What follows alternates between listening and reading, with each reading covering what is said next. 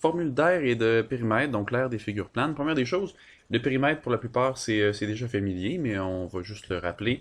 Donc le périmètre, ça se trouve à être le contour. On peut dire aussi la frontière, donc la longueur de la frontière d'une figure géométrique plane fermée. Maintenant, quand on parle de son aire, on parle de l'intérieur de cette figure-là. Donc, vous pouvez vous dire, entre parenthèses, on cherche l'intérieur. Donc, c'est la mesure de surface. Donc, la mesure d'une surface fermée à 2 dimensions. Pour ce qui est des formules, maintenant, les formules de périmètre sont écrites déjà. Les formules d'aire, je les écris rapidement. Alors, pour un carré, ça se trouve être côté au carré. Pour un rectangle, c'est base fois hauteur.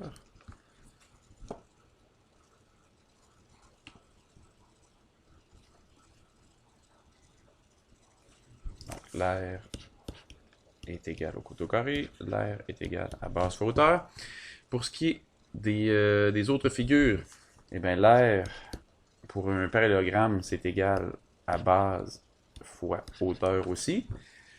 Pour ce qui est d'un triangle, donc tous les triangles, peu importe leur forme, c'est toujours la même formule pour calculer leur aire. Donc l'aire d'un triangle, c'est toujours base fois hauteur divisé par 2. Donc c'est toujours la même formule, peu importe sa forme.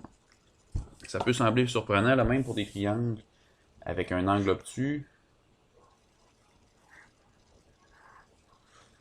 Donc la hauteur, c'est juste qu'elle est différente dans ce cas-là. Hein, parce que c'est le prolongement de la base. Mais même là, donc base et hauteur. Donc ça serait le même principe, même avec un triangle avec un angle obtus. C'est juste que je ne vais pas vous faire la preuve mathématique, là, mais pour tout de suite, on se contente d'écrire les formules. Alors, un trapèze maintenant. Donc, trapèze, c'est un petit peu différent, celui-là, par exemple, parce que on fait comme l'équivalent de s'il y avait 2 trapèzes. Donc, ce qu'on va faire pour calculer l'aire d'un trapèze, on additionne la base du bas, donc on va l'appeler la grande base avec un B majuscule, plus la petite base avec un B minuscule, donc l'autre base. Tout ça fois la hauteur, divisé par 2.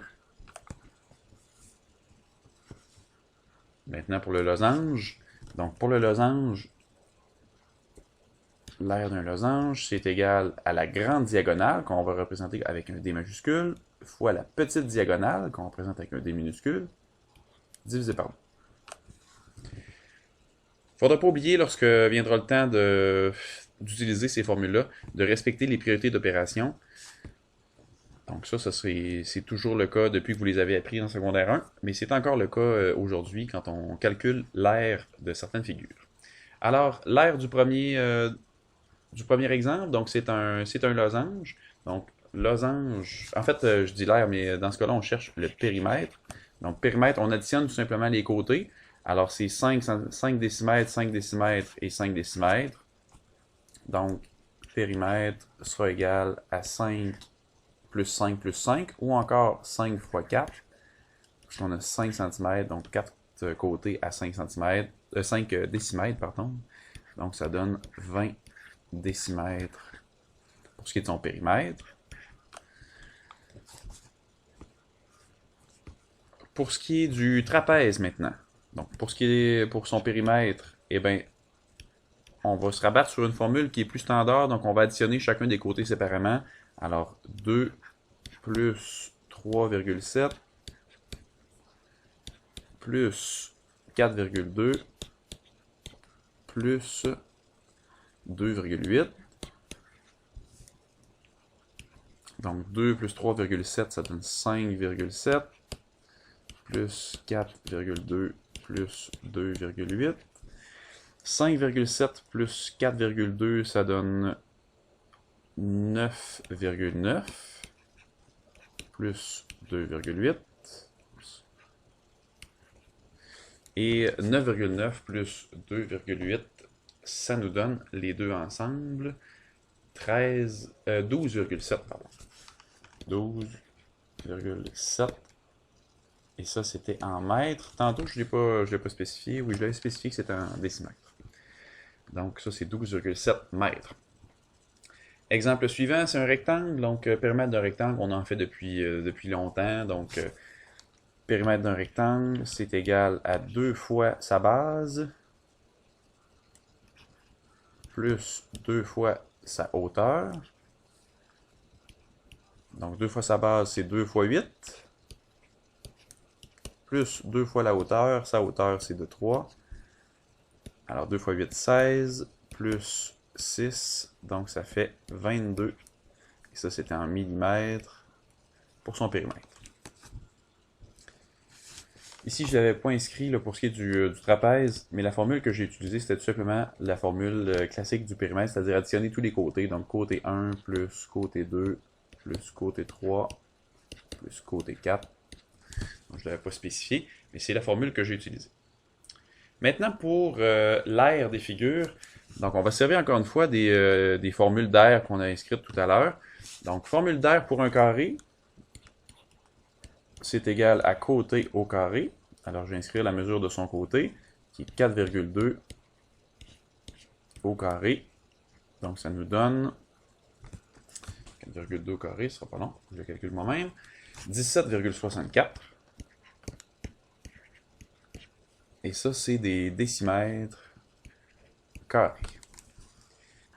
Donc, le prochain, c'est un rectangle.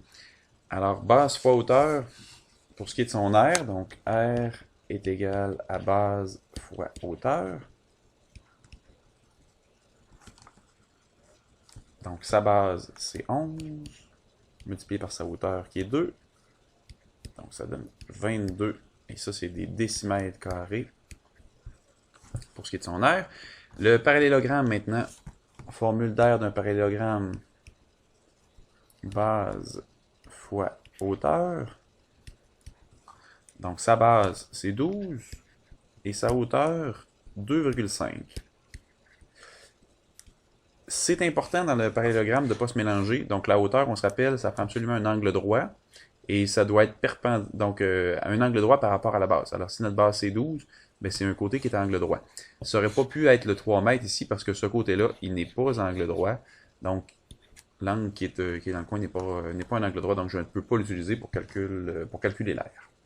Alors, 12 fois 2,5, ça nous donne, pour ce qui est du parallélogramme, 30. Et ça, c'est en mètres carrés.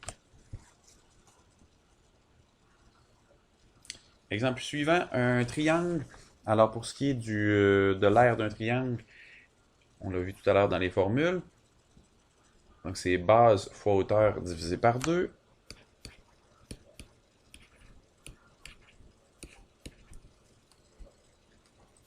Donc, sa base, 6.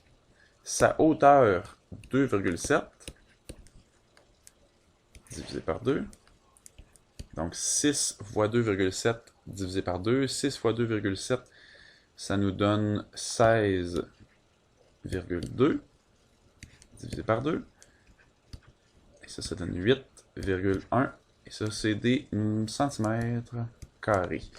Bien important dans ce problème-là, même chose que tantôt, c'est de choisir, d'associer comme il faut base et hauteur ensemble. Donc, on se rappelle, ça prend absolument un angle droit. Alors, ça, c'est la hauteur. C'est probablement assez évident dans ce problème-là. Par contre, quel côté choisir? Il faut absolument choisir le 6 cm. On n'aurait pas pu choisir ni le 5 ni le 3 parce que la hauteur n'est pas perpendiculaire à un de ces deux côtés-là. Donc, il n'y a pas d'angle droit avec les deux côtés. Le triangle suivant, même chose. Même principe, là, je vais choisir la hauteur et la base qui correspondent ensemble. Alors, dans ce cas-là, la hauteur, clairement, c'est 3,6. Donc ça va. Maintenant, je dois choisir le côté qui est perpendiculaire, donc qui est à angle droit. Alors, c'est lui qui est à angle droit, c'est le 5 cm. Alors, R est égal à base fois hauteur divisé par 2. Donc, 5 fois 3,6 divisé par 2. 5 fois 3,6, ça nous donne 18. Divisé par 2 est égal à 9 cm carrés. Donc ça, c'est l'aire de notre triangle. Le trapèze maintenant. Donc, trapèze, on se rappelle de la formule d'air. Donc, il faut additionner ensemble les deux bases. Donc, la grande et la petite base. On multiplie ça par la hauteur. Et on divise à la fin par 2. Alors, la grande base, 4,2 cm. Plus la petite base, 1,8. Tout ça multiplié par la hauteur. La hauteur dans ce problème-là, c'est 2,5. On se rappelle, ça doit être angle droit. Et on divise par 2. On respecte les priorités d'opération, comme je disais tout à l'heure. Alors, PEMDAS, quand on n'a que des nombres, on le fait sur le bon sens. Donc, parenthèse en premier. 4,2 plus 1,8, ça nous donne ensemble 6. Donc, 6 fois 2,5. Tout ça divisé par 2. Alors, 6 fois 2,5, ça nous donne 15. Divisé par 2. Donc, c'est égal, je vais recommencer ici à droite, là, c'est égal à 7,5. Et ça, c'est des mètres carrés. Ma réponse finale. Et le losange, finalement. Donc, le losange, formule d'air d'un losange. Grande diagonale fois petite diagonale divisé par 2. Alors, grande diagonale, 8 fois petite diagonale, 3. Tout ça divisé par 2. Donc, 8 fois 3, 24. Divisé par 2, ça nous donne 12 mètres carrés pour l'aire de notre losange.